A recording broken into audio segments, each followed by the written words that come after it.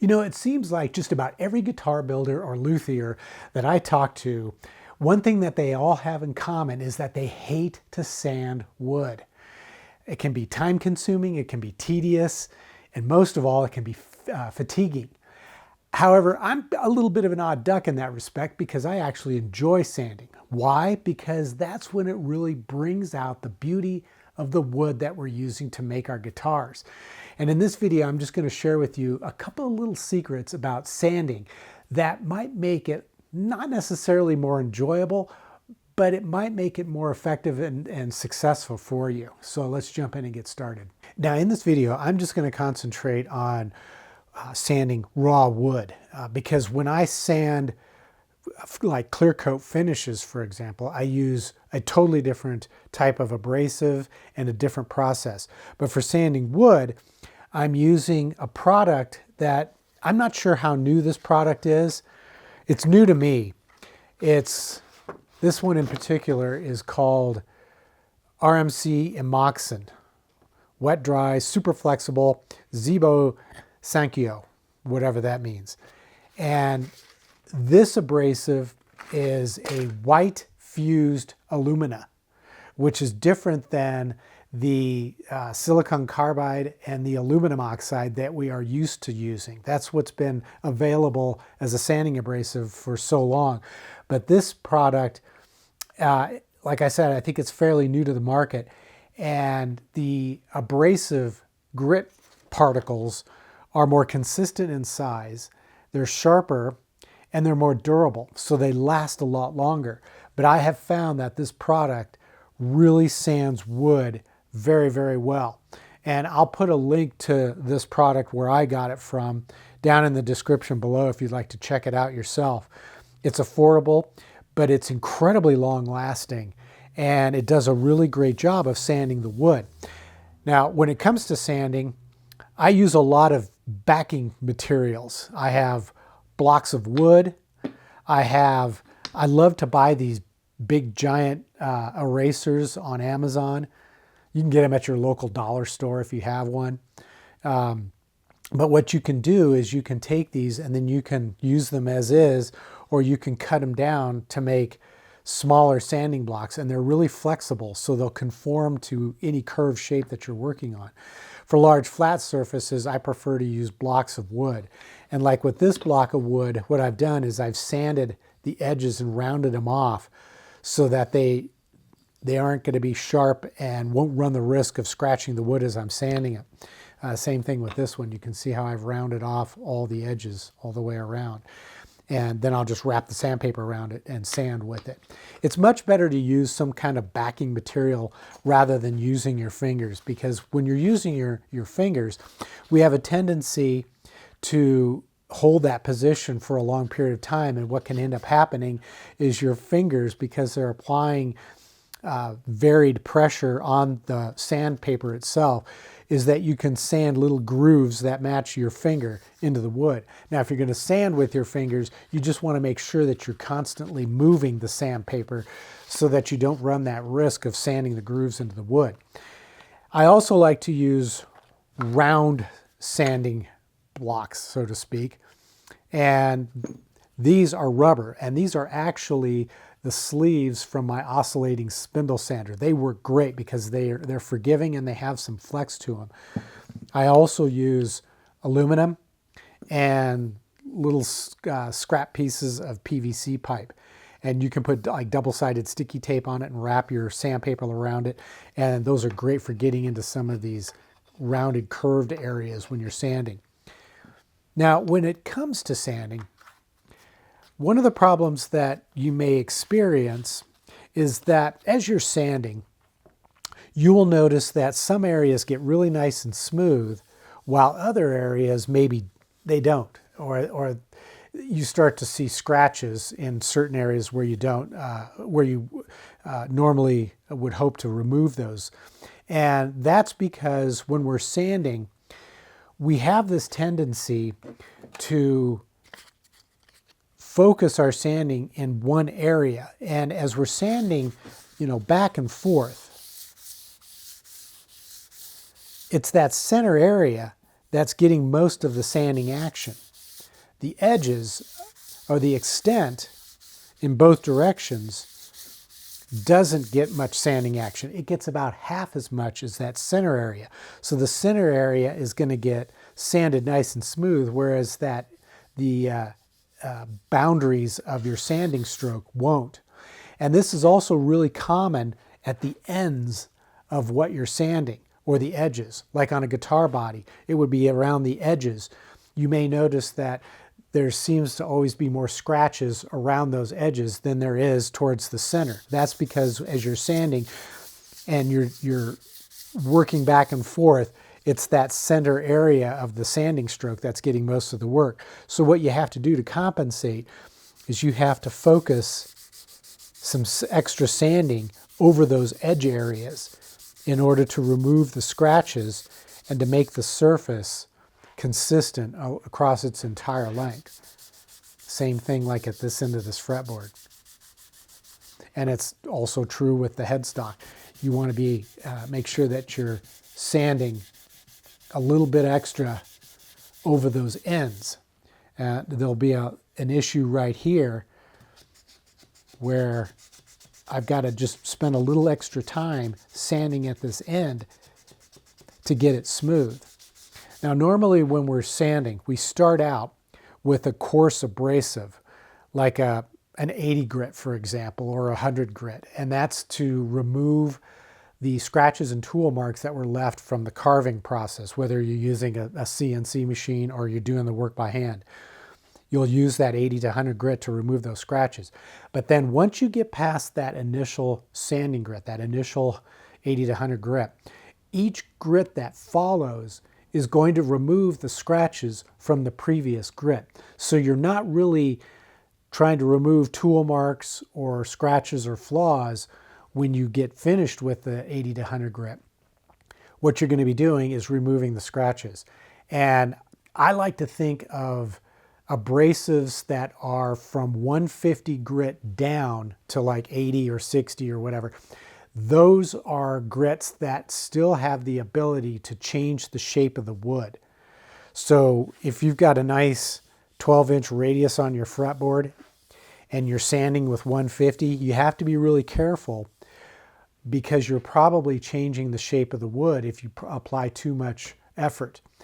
But once you move past 150 and start to get into the 180, the 220, 240, 320, that's not going to be changing the shape of the wood. It's going to be removing the scratches that were left by the previous grit.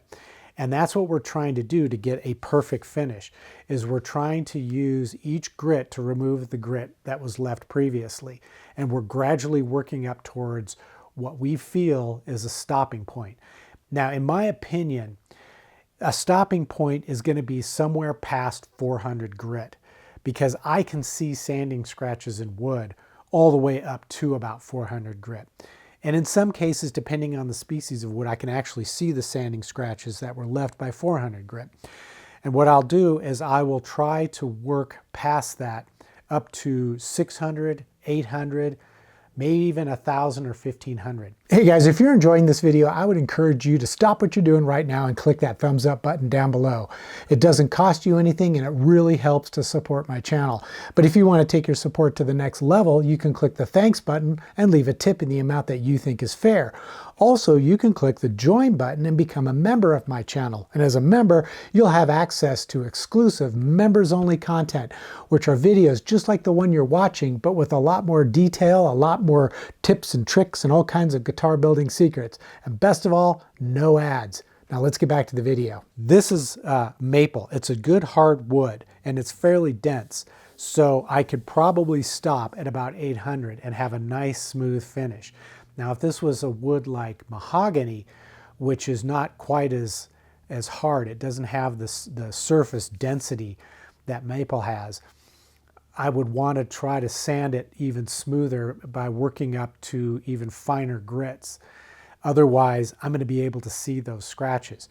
But it's imperative, it's critical that you go through every single grit that's available. You don't want to skip grits. So in other words, if you sanded out tool marks with 60 grit or 80 grit, you're going to want to follow that with 100, 120, 150, 180, 220, 320, 400, 600, 800, and then, if you want to go to 1,000 or 1,500 grit. You don't want to skip any of those grits, because if you do, I can almost guarantee that when you start to apply your finish, you're going to see those sanding scratches, and you're going to wonder what happened. Well, it's because you didn't go through each and every grit. I know that sounds time-consuming and tedious, but in truth, once you get past that 150 grit, sanding goes pretty fast. You don't have to spend an hour sanding a fretboard with 400 grit sandpaper. Just a few strokes back and forth is going to be all it takes to remove those sanding scratches. Now, how do you know if you've removed the sanding scratches? Well, there's a couple of ways that we can check this. The first method I'm going to show you is to wipe the surface with some alcohol. Now, it says fuel on here, but it's actually denatured alcohol. It doesn't have to be denatured alcohol. You can use isopropyl alcohol as well, like you get at the grocery store. What I would look for, though, is the most pure that you can find, at least 91%. And you'll notice that you can buy 70%, 91%, all the way up to 99%. And I think it gets a little bit more expensive as you go up in purity, but if it's only like 70%, that means 30% is probably going to be water. And water will raise the grain of the wood. When you wipe down a surface with a liquid like isopropyl alcohol that has water in it, as the water evaporates, the fibers in the wood that are on the surface will curl up and they'll dry that way. So after you've wiped the surface, as you run your fingers over the surface after it's had a chance to dry, is you'll feel it's almost like razor stubble. And that's because of that grain curling up. So you want to try to avoid using the water, but there actually is a useful opportunity with water when you're sanding wood. And I'll explain that in a minute. But first, let me show you what you can do as far as revealing surface flaws and scratches in the wood using the alcohol. So I've poured some alcohol on this piece of paper towel and I'll just wipe the surface. Now, you're not going to be able to see this on the video because it's just too difficult to see. But what you look for is to see if there are any scratches. And scratches will be revealed because when you apply the liquid, the alcohol, it darkens the wood ever so slightly. And if there are scratches, those little scratches will reveal themselves because the wood gets a little bit darker. Now, it's not necessarily easy to see, but if you wipe it down, you will start to spot little, maybe some tool marks and some scratches and flaws that are still in the wood that you couldn't see when it was dry. Now, this isn't the most foolproof way for revealing scratches. So let me show you another way. Now, this other method involves using one of these shop lights. Now, this is just one of those cheap shop lights that you can get at your local big box hardware store. You know, these aluminum shrouded things with a little clamper on it. I've put in a 100-watt equivalent LED bulb. And what I'm going to do is I'm going to examine the wood with this light. Now, there's an old term. It's a term that was coined by French artists called chiaroscuro. And what chiaroscuro is, it's the play of light and shadow over a surface. And that's what artists use to understand the play between light and shadow when they painted pictures. Well, we can use that as luthiers and guitar builders to examine the surface of the wood that we've sanded to look for any potential flaws that might exist. So I'll turn the light on and I'll hold it at a low angle over the surface and I'll gently rotate it. And as I do, I sweep the light along the surface and I'm looking for flaws in the wood.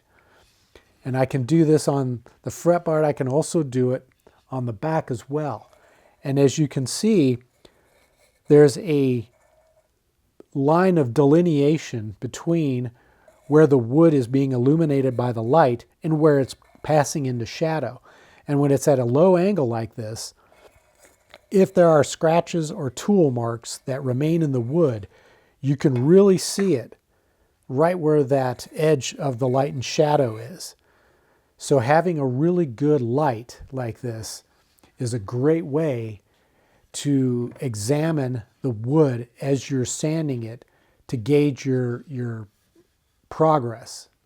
Now, a minute ago, I had mentioned that there might be an occasion where you can wipe the surface with water and it could be beneficial in your sanding process. It's called raising the grain. And what you can do is take a clean paper towel, dampen it with some water, and then wipe down the surface and then let it dry. And what's going to happen, like I said, is that those fibers are going to curl up and dry that way. And that's going to leave the surface feeling somewhat rough. But then you can go back and hit it with your last abrasive grit that you were using. So let's say you're sanding with 600 grit. You would then sand it and you'll remove those curled up fibers. And it can actually make the surface feel a lot smoother. It's also a great way to prep the wood if you're going to be using a water-based finishing product. Because if you don't, what will happen is as you're applying that water-based finishing product, as it dries, the grain is going to raise and that super smooth wood is going to suddenly feel rough again. But if you pre-raise the grain and strip it off with a really fine grit sandpaper, then you won't have that issue, or at least it won't be as severe. Now, there is one other way that you can check your progress. That it's sort of similar to what we did with the alcohol, but it's a little bit more obvious. And that is to mix up some water-based stain, like a brown water-based stain. And it doesn't have to be full intensity, but then what you would do is wipe the surface of the wood, let it absorb in and dry. And then if there are scratches, nicks, dings, or any kind of other flaws in the wood, tool marks, that sort of thing, they're going to jump out even more obviously than if you were to use just the plain alcohol or even the light. So that's a great way to see it. But then what you have to do is sand it all back off again. But I have used that as a way to gauge my progress, even if I have no intention of using stain later on in my finishing process. The stain is just a great way to reveal scratches.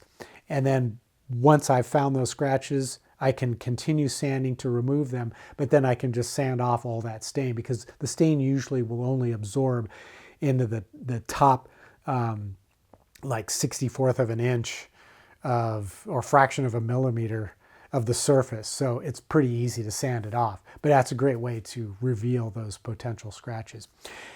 At any rate, I hope you found this video to be useful. If so, you know the drill. Click that thumbs up button, show my channel some love. And of course, if you want to take your support to the next level, you can do some of the things I mentioned earlier in the video. And until the next episode, as always, take care, stay safe, and I hope you'll be back for more of these guitar building videos.